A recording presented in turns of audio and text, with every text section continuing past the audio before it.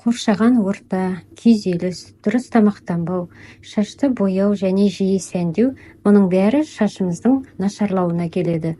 Сондықтан теріге күтім жасағандай шашқа да көңіл бөлуіміз қажет. Сәлем сұлуларым. Бүгінгі видеода құрғақ және сыңғыш шаштың өзін қалай тегіс те жылтыр етуге болатыны, яғни шаш күтімі жөнінде сөз қозғаймыз. Ал сіздер қазақ тілді контентімізді қолдап, лүпіл басып, пікір қалдырып, тіркеле отырыңыздар.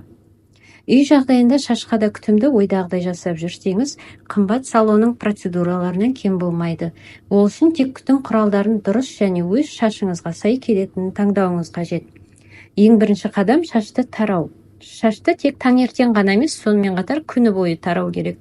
Және жуар алдында міндетті түрде тараңыз. Жуу кезінде шаштың аздап түсуі қалыпты жағдай. Бұл жаңа шашқа орын беретін табиғи процесс. Ал егер таралмай шатасқан шашты жуатын болсаңыз, байқамастан жаңа өсіп келе жатқан сау шаштарыңызды да жұлып алуыңыз мүмкін. Шашты ұшынан бастап тарауға кеңес береміз. Шаш ұзындығын ұстап тұрып, дөрекі қимылдарсыз мұқият ұштарын тараңыз. Содан соң бірте-бірте шаш түбіне қарай жылжып отырыңыз. Бұлай тарау шашты зақымдамайды, шатас жақсы таралады. Екінші қадам бас терісіне пилинг жасау. Бұл өте маңызды процесс. Көп адамдар бұл процеске мән бермейді. Бекер, себебі бас терісіне дұрыс күтім жасау әдемі сау шаштың кепілі болып табылады. Бас терісіне пилинг жасау әртүрлі болады. Абразивті, яғни қатты бөлшектермен және қышқыл негізінде. Қышқыл негізіндегі пилинг жұмсақ әсер етсе, абразивті бөлшектер мұқият жуу керек. Бірақ екеуі де бірдей нәтижеге қол жеткізуге мүмкіндік береді. Бұндай пилингтер терінің өлі жасушаларын жойып, терең тазартады, шаштың өсуін ынталандырады. Ал пилинг кезінде басқа массаж жасайтын болсаңыз, қанның таралуы жақсарып, миға да пайдасы тиеді. Қабыршақтандыру тек майлы бас терісіне керек деген қате түсінік. Құрғақ теріде пилингті қажет етеді. Тек майлы тері үшін аптасына 1-2 рет, ал құрғақ тері үшін 2 аптада 1 рет жасау жеткілікті. Келесі ең маңызды қадам шаш жуу. Шаш жуудың да өз ережелері бар. Су сабынды шашқа емес, алдымен алақанда көпіртіп алған дұрыс. Осылайша ол бас терісіне жұмсақ әрекет етіп, теріні тітіркендірмейді. Келесі су сабынды шаштың бүкіл ұзындығына жағуға болмайды. Әуелі бас терісіне жағып, сәл уқалап алынған көбікті шаш ұзындығына таратқан жөн. Бас терісі шаштан бұрын майланады, ал бұлай жуу әдісі шаштың құрғауынан сақтап, терінің мұқият тазаруына себеп болады. Үшінші су сабынның өзі де үлкен рөл атқарады. Шашыңыздың күйіне қарай белгілі бір мәселені шешетін су сабын түрін таңдаңыз. Ылғалдандыратын, нәрлендіретін, немесе құрғақ шаш үшін сыңғыштықты жою, майлы шаш үшін тереңірек тазарту. Төртінші маска жасау. Үй жағдайында маска жасау арқылы салондағыдай нәтиже алуыңыз мүмкін. Ал боялған немесе бираланған шаш үшін маска жасау таптырмас көмекшілер бола алады. Маскалар жасау арқылы сіз зақымдалған шашты қалпына келтіріп, жұмсақтық пен жылтырлық сыйлайсыз. Сондықтан шашты қиюға асықпаңыз. Маска жасар алдында шашты жуып, сүлгімен әбден сүртіп алыңыз. Сонда маскадағы белсенді заттар шаштың құрылымына терең еніп, жақсы нәтиже береді. Құрамы мен әсер етуіне қарай маскаларды 5-10 минут, ал кейде 30 минутқа дейін ұстауға болады.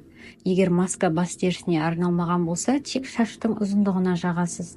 Әйтпесе шашты ауырлатып жіберуі мүмкін. 5-ші қадам бальзам не кондиционер. Маскадан соң шашқа енген пайдалы заттарды ұстап тұру үшін құрғақ шашқа бальзам, ал майлы шашқа кондиционер қолданыңыз. Масканы аптасына 1-2 рет жағатын болсаңыз, бальзам не кондиционерді әр жуған сайын жағыңыз. Себебі бұл өнімдер шашты жұмсартып, тегіс етеді. Бальзам немесе кондиционер шаштың ұзындығына жағылады. Керісінше шаштың түбіне жағу кері әсер беруі мүмкін. Сондай-ақ шашта көп уақыт ұстасам жақсы нәтиже береді деген қате ұғым. Артық уақыт ұстау майлы шаш әсерін беруі мүмкін. Өндіруші фирманың ұсыныстарын орындаған жөн. 6-шы шашқа арналған сарысу. Шаш жууды аяқтайтын қадам сарысу жағу. Шаштың әртүрлі мәселелерін шешетін көптеген құралдар бар. Сарысулар мен майларды пайдалану шашты қосымша күту мен қорғау мақсатында қолданылады. Шашқа қорек беріп, жылтырлығын қалпына келтіреді. Жұмсартады.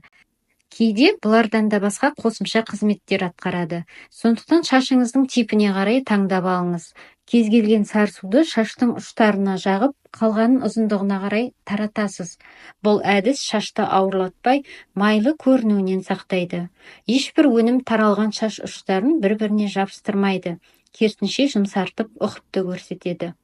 Соңғы қадам: дұрыс кептіру.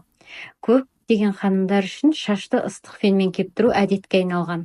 Алайда шаштың табиғи өздігінен кебуі де шаштың зақымдалып, ісініп, біркелкі болып кеппеуіне әкеледі.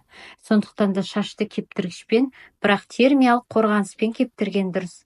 Яғни қорғанышы бар спрей не крем жағып алып кептіріңіз. Ал зақымдану болмау үшін салқын ауамен кептірген дұрыс. Ауа ағынын шаштың түбінен бастап өсу бағытына қарай бағыттаңыз. Ылғал шашты тарамаңыз. Бұл шаштың сынғыш болуына келеді. Мінекей сұлуларым, біз бүгін үй жағдайында шаш күтімі жөнінде толық айтып шықтық деп ойлаймыз.